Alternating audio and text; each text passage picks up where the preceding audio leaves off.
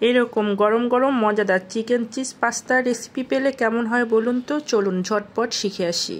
একটি ফ্রাই প্যানে তেল অথবা বাটার দিয়ে ম্যারিনেট করা চিকেনগুলোকে আমি আদা রসুন সয়া সস একটু শুকনো মরিচ গুঁড়ো দিয়ে 10 মিনিট ম্যারিনেট করে রেখে এরকম তেলের মধ্যে একটু পোড়া পোড়া করে ভেজে নিয়ে এর মধ্যে 3টা ডিম দিয়ে কিছুক্ষণ ভেজে নিয়ে একে একে এর মধ্যে মোটা করে কেটে রাখা পেঁয়াজ আপনারা কুচি করেও দিতে পারেন দিয়ে আরও 2-3 মিনিট ভাজার পরে এর মধ্যে কুচি করে কেটে রাখা গাজর এবং বরবটি দিয়ে দিব। আমি একদম কাঁচা দিয়েছি, আপনারা চাইলে হালকা সিদ্ধ করেও দিতে পারেন, তবে কাঁচা দিলেই ভালো লাগে। এরপরে উপর থেকে লবণ সয়া সস এবং টমেটো সস দিয়ে দিব। আপনারা লবণটা একটু বুঝে শুনে দিবেন, কারণ সয়া সসে প্রচুর পরিমাণে লবণ থাকে। চুলার আঁচটা কমিয়ে 5 থেকে 7 মিনিট ভালোভাবে ভেজে নিয়ে এর মধ্যে সিদ্ধ করা আমি বিভিন্ন সাইজের পাস্তা দিয়ে দিলাম। আপনারা এটা নুডলস দিয়েও রান্না করতে পারেন। পাস্তাটা অল্প লবণ ও সয়াবিন তেল দিয়ে 10 মিনিটের মতো সিদ্ধ করে ঠান্ডা পানি দিয়ে ধুয়ে নিতে হবে, তাহলে একটার সাথে একটা কখনোই লাগবে না।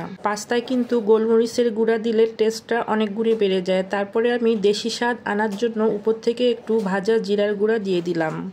রান্নাটা মিডিয়াম টু হাই হিটে রান্না করতে হবে এবং বারবার নাড়াচাড়া করতে হবে যেন নিচে পোড়া না লাগে। তারপরে উপর থেকে বড় করে কেটে রাখা কাঁচামরিচ দিয়ে দিলাম। এরপরে টমেটো সস ও গোলমরিচের গুঁড়া দিয়ে দিলাম। এরপরে দিয়ে দিলাম সবচেয়ে মজাদার উপাদান চিজ। আপনারা ঢাকাইয়া পনিরও দিতে পারেন। এটা দিয়ে 2-3 মিনিট রান্না করলেই রেডি হয়ে যাবে মজাদার চিকেন পাস্তা।